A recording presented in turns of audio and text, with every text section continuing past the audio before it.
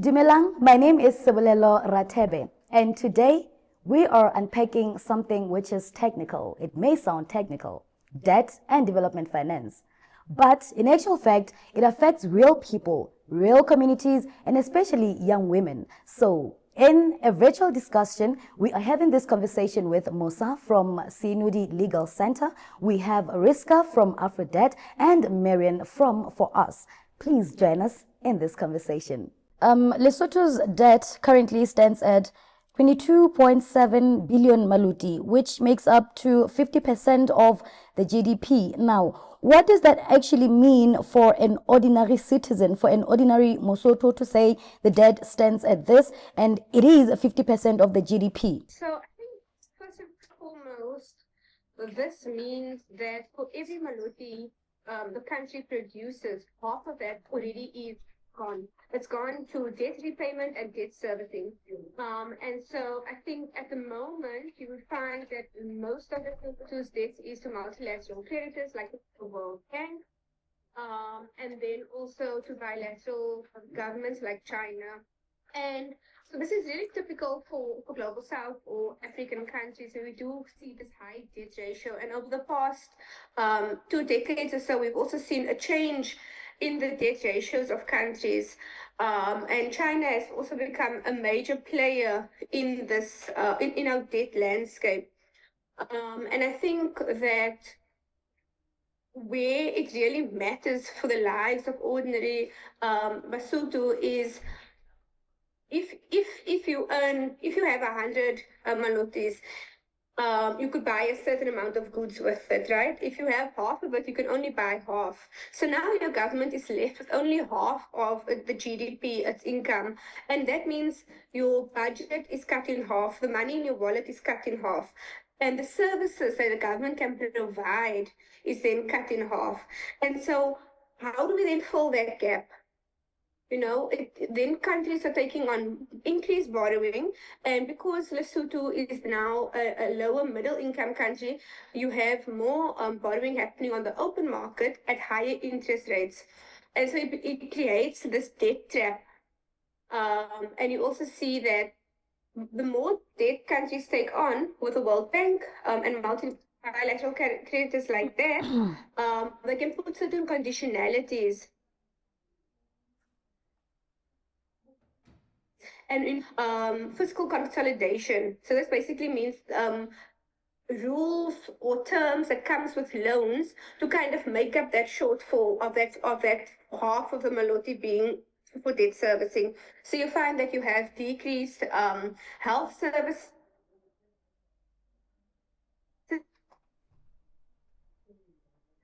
aging for things like youth unemployment, which is a big factor in Lesotho.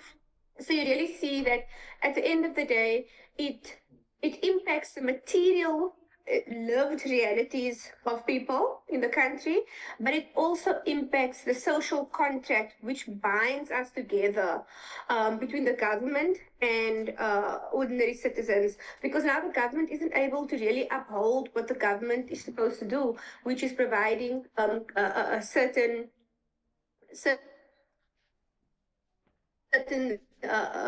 services. And so at the end of the day, you also find that when this happens, you see that debt is not an abstract thing. It is something that impacts people's lives daily. And you can also see how it inhibits governments from acting in ways which they are supposed to. And that fewer public services also has a massive gendered impact, because women, by structure of the economy and the global economy, are put as shock absorbers when governments and markets fail. So I think that those are some of the reflections I have on that. Now that Lesotho is classified as a low middle income country and borrowing costs are rising, what are some of the risks that the citizens should be paying attention to in this regard? When Lesotho goes from a low income to a low middle income country. I think this has really to do then with the second question: who decides the cost of capital? Who decides at what rate countries can borrow at. So and generally in the global financial architecture, these are credit rating agencies, and mostly they are set up predominantly in the US in states like Delaware, where they kind of make up these matrix to say country X has these minerals, debt, population age, bonds, etc. And this then makes them high risk and low risk, and these are the amounts that we can borrow to them. And so when a country like Lesotho moves from low to middle, you kind of, if you think about it in a daily life, you move from borrowing from your cousin at a nominal rate, and your cousin is like, oh, okay, you can pay me back, when you get your salary, or even maybe next month. But now it's a small amount you are borrowing, but now you have a better job, so now you can borrow more. So you borrow from a financial institution like ABSA. But then ABSA's conditions are stricter than your cousin would have offered. So you get the same type of conditions. So what we find is that countries are then less able to access concessional funds, the interest rates are higher, and they borrow more on the private and bond markets. And I think the risks there are that what we are seeing in Zambia, for example, that your debt becomes so high that you're unable to pay it, and that obviously has a negative impact not only on your citizens, but also capital can then block you from borrowing more. So you have this constant deficit, and your rating then isn't free fall. And then you also have situations that we're seeing in Ethiopia, where we have these vulture funds, which are like swooping in on Ethiopia and then buying their loans back. In what is called the buyback at a lower rate, and then reselling it to them at worse terms and conditions. So it makes the country very vulnerable. And I think what's important to note for a country like Lesotho is that, according to stats, poverty is really widespread in rural areas. And these, I spent some time in Lesotho about a month ago. These areas are hard to get to, right? And you are also a country which is landlocked, and so a lot of your food is then imported. Thank you so much, Ariska. And from what you've said, then I take it Lesotho has got to now think of ways in which they can have or practice sustainable debt management. So please give us a picture of what sustainable debt management looks like in practice, especially when it comes to protecting communities' rights. Thank you so much. I think that is a question which AFRODAD grapples with, and it is the reason why we exist, because we want African countries to borrow sustainably. We understand that debt is an important tool in the finance toolbox for development.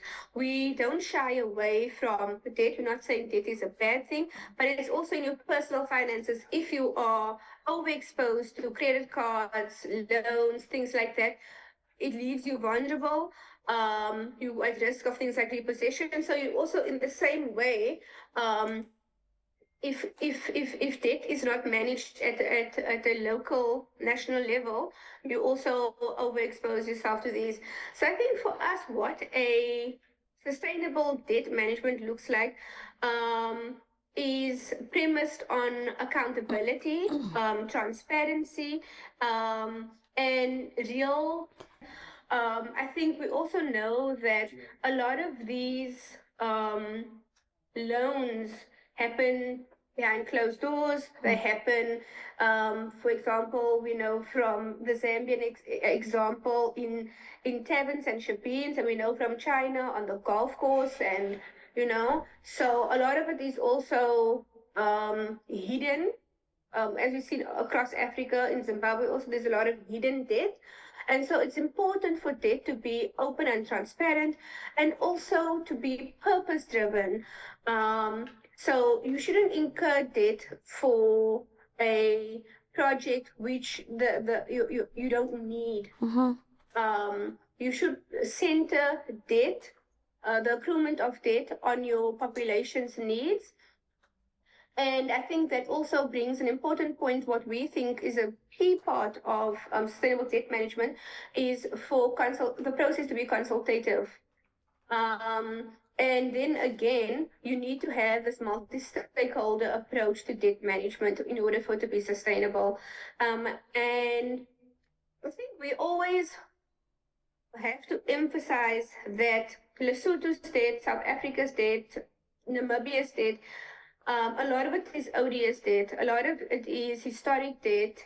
So a lot of debt is then superimposed onto countries. So we also want sustainable debt management to have an element or be premised on reparations.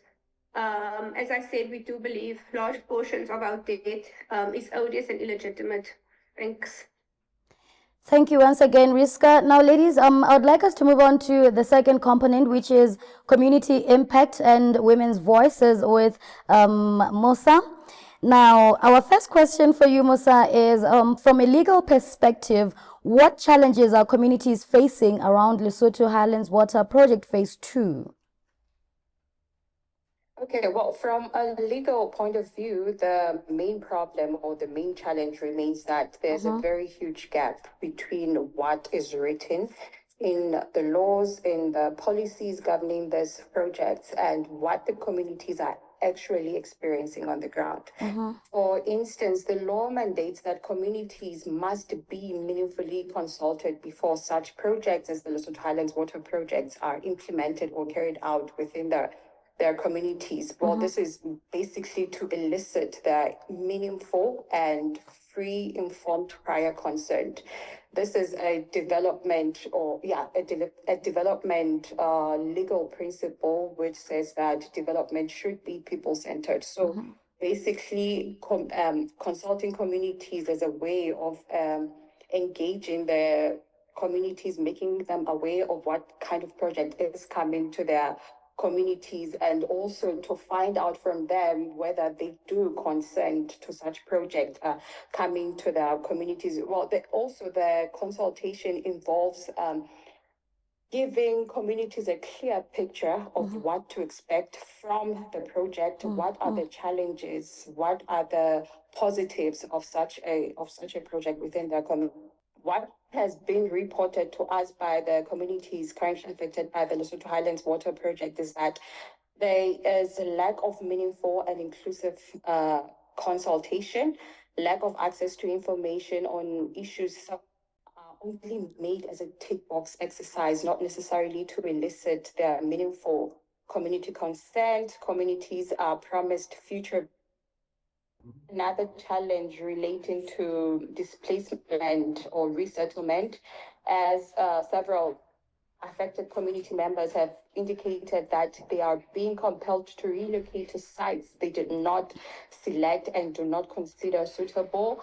According to some of the testimonies or reflections from the ground, community members are informed that alternative sites are unavailable and therefore expected to accept relocation to areas designated solely by the project authority.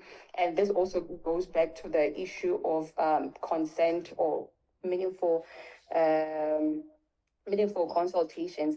There's also issues relating to environmental health and safety impacts, as blasting activities are currently happening before people are relocated, and such are causing serious structural damage to houses and posing serious health risk, because when these blasting activities go on, communities are forced to inhale those gases that gush from those blasting zones, which has in some instances caused serious health complications for the community members. And also there's an issue of another issue relates to the grievance or redress mechanisms that have been installed by the project by the project authority, which issue highlights the challenges concerning the functionality or the credibility of existing grievance and redress mechanisms. Community members have reported that when grievances are submitted to the LHDA, they are not provided with formal acknowledgement letters confirming receipt, and that this has left complainants without documentary proof that their concerns were officially lodged, weakening their ability to track progress or escalate matters when necessary. And this is a challenge because, in legally speaking, when one has launched a complaint, they're supposed to be provided proof so much that it would be their evidence they would use going forward if the matter needs to be escalated. And also, in addition to that issue of grievance redress mechanisms, it has been reported that these grievance mechanisms take an excessively amount of time to be resolved. There are delays in addressing complainants relating to issues such as compensation, resettlement, and environmental damage, and other project impacts have really deepened frustration and eroded trust in their internal accountability mechanisms relating to this project. I think those are my reflections in as far as the issue on the legal perspective regarding the challenges that community members are facing is concerned. Thank you. Thank you so much, Musa. You have already answered my second question, which was how women and young girls are affected by this large infrastructure. So because we are pressed by time, let's move on to the other question, which is about the policy spaces now. Policy spaces often feel distant and technical, especially in these rural areas now. How can young people in remote communities see themselves as part of decision-making spaces? This is a very complicated question, and I can understand why it's important to raise this. Being out in very rural areas, quite isolated, one can feel very much on one's own, and I think we all do in many ways. And that's why, on my side, I really do value the opportunities for collaboration and partnerships. And for the work that we do, speaking here with my colleagues, Musa and Riska, we work very closely together because it's not obvious how to engage in all of these processes that are very distant and technical. But through strong collaborations, we see how best we can do to reach out to communities as we have at LHWP2. We've done this in other instances where we've brought even parliamentarians who have, an important role to play when it comes to oversight on these issues, to engage them, to engage government stakeholders where possible and the financiers. And what's important is that it is communities that are most affected by the challenges living on these project sites and undergoing the challenges as Musa has explained. And therefore, it is important to put communities and their voices at the forefront of all of the advocacy that we do. And so I think through reaching out to communities, and working with organizations such as Musa's, connecting local to national spaces and working at regional and global levels to the point where we are engaging directly with project financiers, the management, the board of directors. When we do, for example, our research studies, that it be grounded on using the perspectives of communities themselves. And I think that it's important to be able to engage communities and vice versa, communities to feel that they have agency despite all the challenges that they confront working together and making the important linkages so that we can reach decision makers that we need to influence. So you'd really advise young women to start joining movements and coalitions so that they may also have a platform to voice their opinions and share their thoughts? Absolutely, and that's also why in this particular site visit to LHW2, the phase 2 now, that an important part of that site visit was reaching out to journalists, right? And have them interview communities, working closely with media to amplify the voices, because they are able to do that in ways, you know, and abilities such as yourselves can do to amplify what needs to be said and out in the public space. So, given the challenges that we have been discussing since we started this meeting, what are some of the biggest accountability gaps that you are seeing right now, and who should be stepping up to fill these gaps? Right. So I think that we're all working very closely ourselves and with communities to the extent possible to raise our voices to those that are most responsible. So I guess in NGO language, we call them the duty bearers, right? Those who are, it's their duty, right? They are public servants at the end of the day. And these big development projects come from public funds, from the taxes that we pay, that we deduct, right? Most of the, especially multilateral development banks. And so I think it is our rights as citizens and residents on both sides of the borders, but even in the larger, in the continent. The AFDB also has their tax funds from, you know, all countries in Africa and beyond. And so I think it's important to hold the financiers and those that are the respective countries that are involved in these, whether it's a multilateral development bank or a national bank, to be accountable, right? And with banks, they have environmental and social safeguards, includes having a policy on having meaningful dialogue with communities, consultation projects, consultation processes in the projects, to have meaningful dialogue so that communities are engaged in the way that Musa had explained earlier.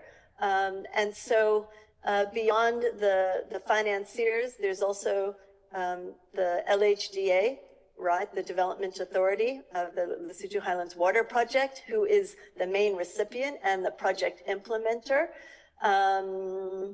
And then when all else fails in terms of their failures in following up in terms of the challenges that are being faced by the community, there's also the governments of Lesotho and South Africa, for example, and at times it can be really challenging to access, and that's also why it's very important to engage with parliamentarians as well, who have that oversight role to hold government accountable, because I think also at the end of the day, they are part of the signing off, right, when it comes to these agreements and approvals and so forth.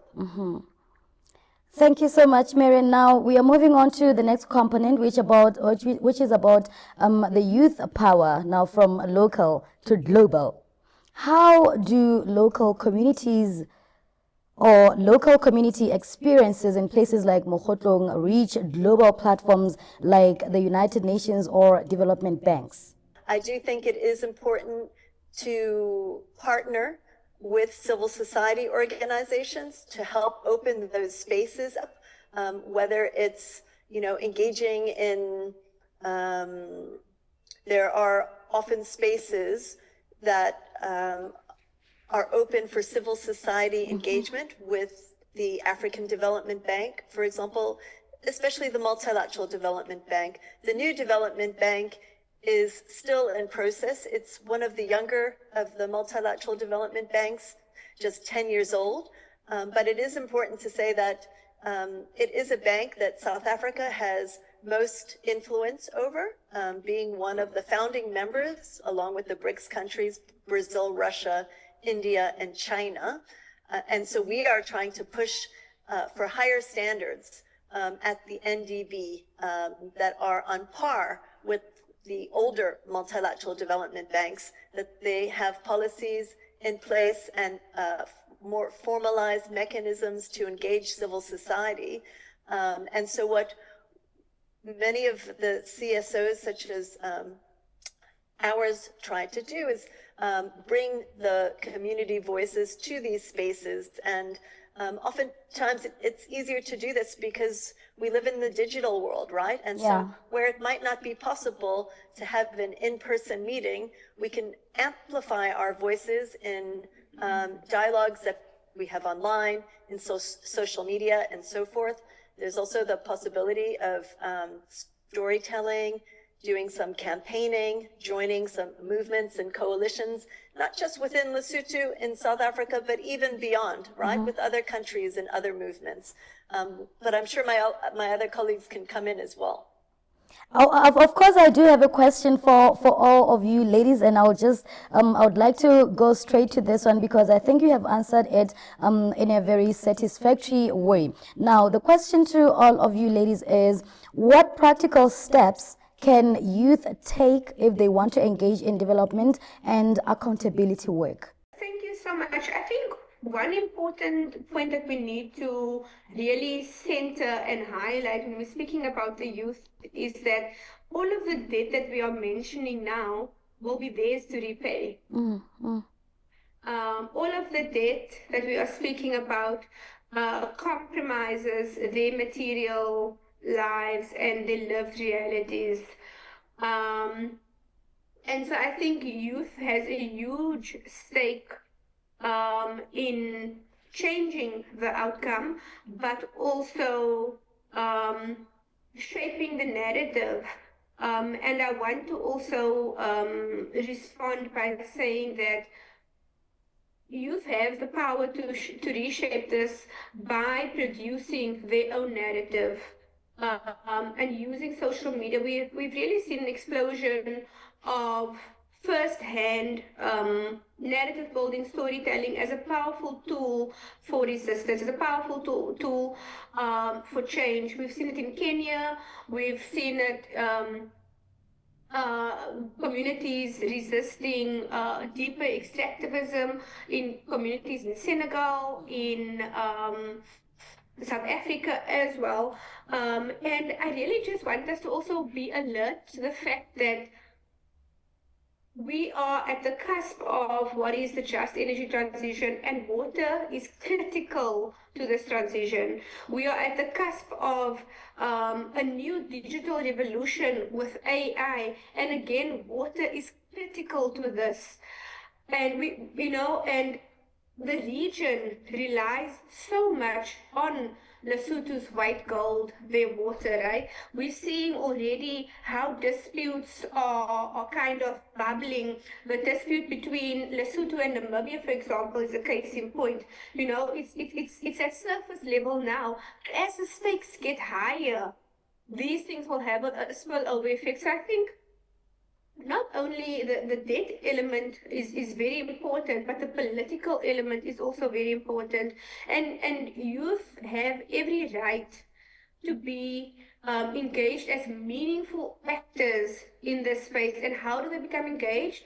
I think it is in the most simple steps, forming coalitions at the grassroots, telling their own stories, even if they don't have a newspaper, an organization. Social media is powerful. A TikTok video on, this is my home, it will be underwater by this project.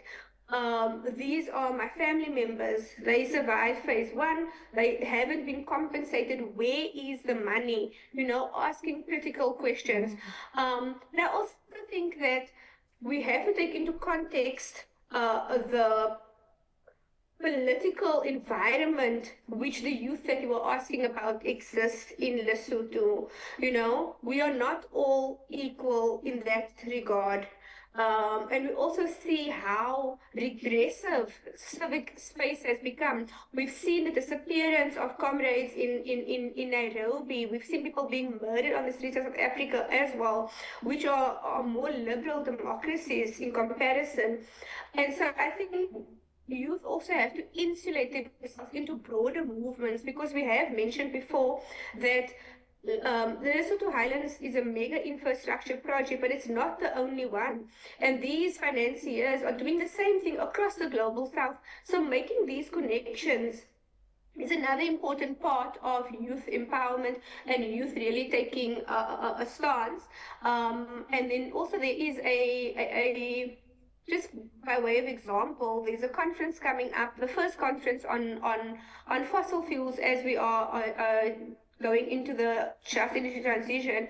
And there's a youth formation called Angry, and they are from small specific islands, the global south countries. So there is a lot of movements, and you also have a momentum, I want to say, sorry, and you also have the Africa Youth Parliamentarians Network. So there are already avenues existing. It's just about how do we get youth there.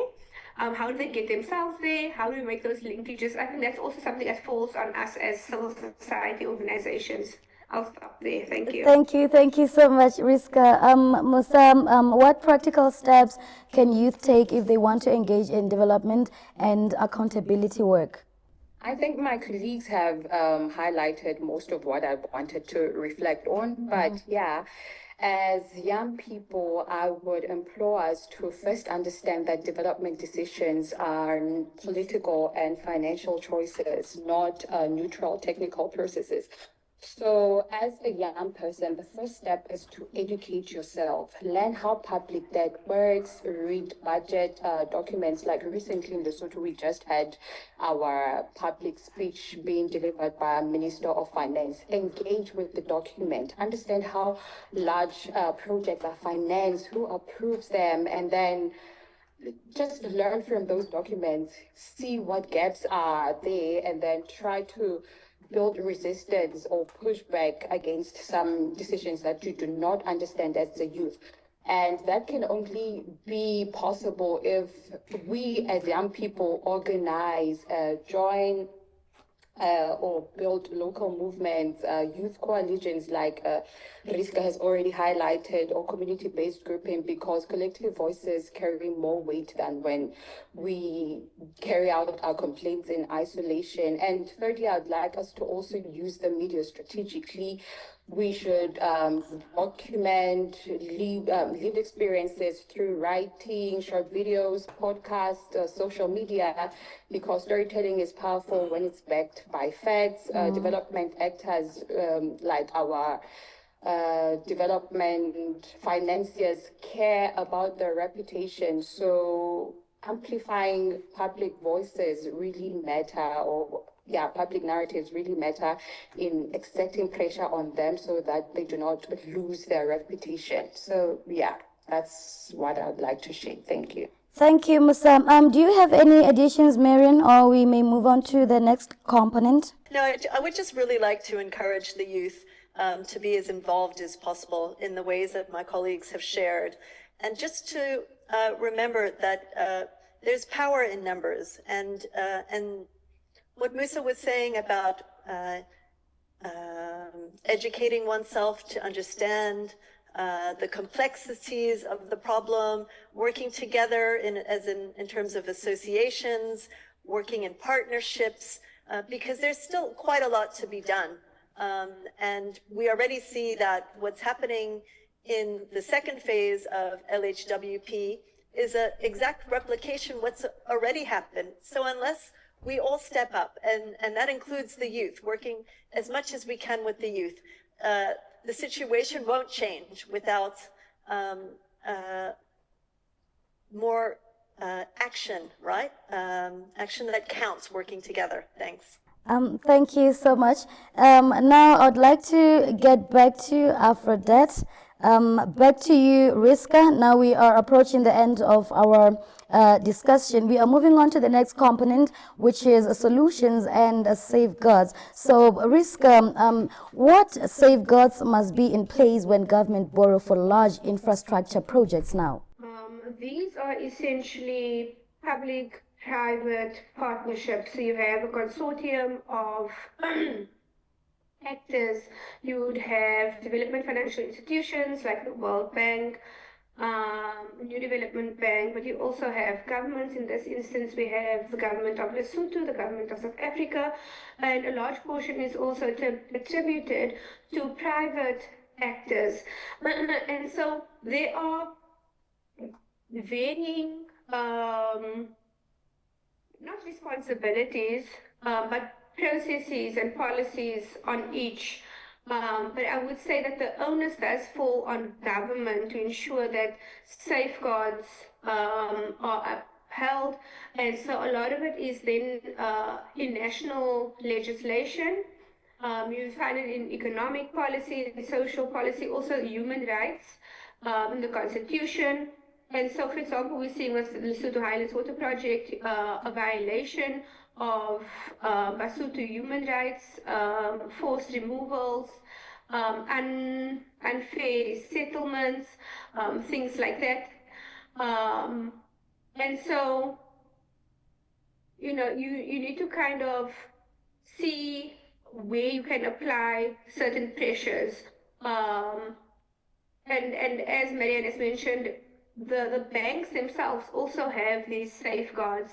Some aren't implemented at all, others are weakly implemented, but what is good is that when they do have it, we are able to test these mechanisms like a recourse mechanism.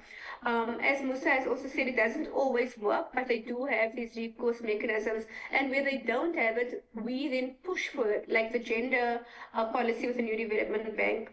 Now, I want to speak a little bit about the private sector. So, for example, in Lesotho Highlands Water Project, we see a lot of financing coming. Musa and Marianne said there are lots of safeguards, there are lots of policies, there are procedures, but it's the weak implementation there is really the issue. And also the fact that recourse and remedy seems to be falling on deaf ears. So how do we really change that? I think that is the contribution I'd like to make. That safeguards exist in many instances, but it's the transparency, accountability, and our role to follow up on that. Thank you so much, Riska. Ladies, we are only left with 6 minutes before our meeting ends again. So I would like to jump to the next question that I would like each and every one of you to answer in just a minute. My apologies. Now, the question is, if you could change one thing about how development projects are handled in Africa, what would it be? Just one thing in 1 minute. Musa, may you please start? The one thing I would do is to shift from infrastructure-driven development to people-centered development. Too often success is measured by how fast a project is completed, was it able to meet its timelines, quality of infrastructure put in place, but nothing is really said about the people who endure the impacts or the consequences of the implementation of that project.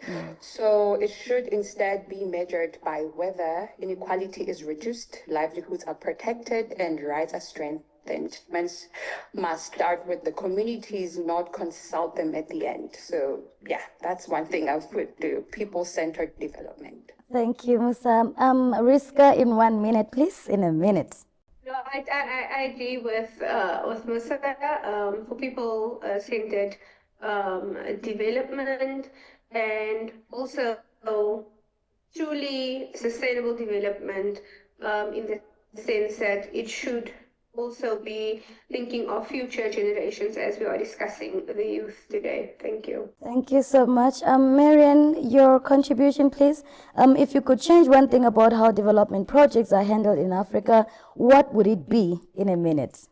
I think I would like to say that development must be transformative, right? And should be addressing the needs of the people.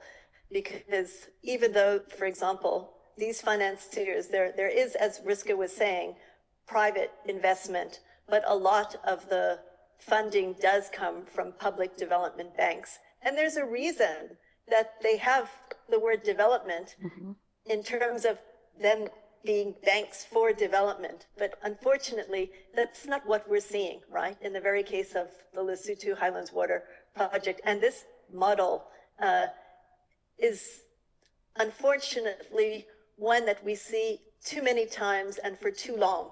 And so the model must change, and it really must be development oriented and serving the people, especially women. Thank you. Thank you so much, Miriam. Now, the final question, ladies, in just one sentence, please. What is one message you want African youth to remember about debt, development, and justice? One sentence. I think we should remember that debt is mortgage to the future, and you have to fight for the transparency and accountability of how national budgets are spent, and it has to be in your interest. Musa, what is your message that you want African youth to remember about debt, development, and justice? Well, for me, would be that debt must build opportunity, not dependency, and African youth must demand development that protects their dignity and delivers justice. Thank you so much, Musa. And Marian, what's your message, please, that you want African youth to remember about debt, development, and justice? The youth must exercise their rights. It's their right. They must speak up and take on the challenge, right? We say this all the time about taking things at hand and leading, but it really is important for the youth to address these issues. Despite what we've spoken about, it seeming quite technical, it's actually more political than technical. And I do believe that the youth are very powerful, and that they can take such issues that we've been speaking about in their hands. Thank you.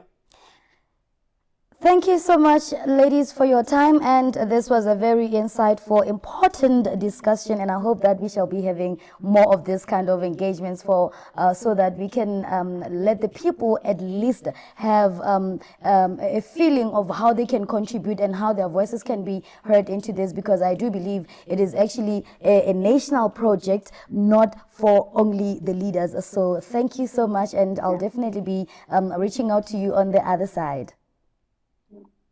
Thanks so much for having us. Thank you. There you have it, ladies and gentlemen. Indeed, development must work for real people, especially young women and youth, not any other way around. Once again, I am Seinoli Legal Centre.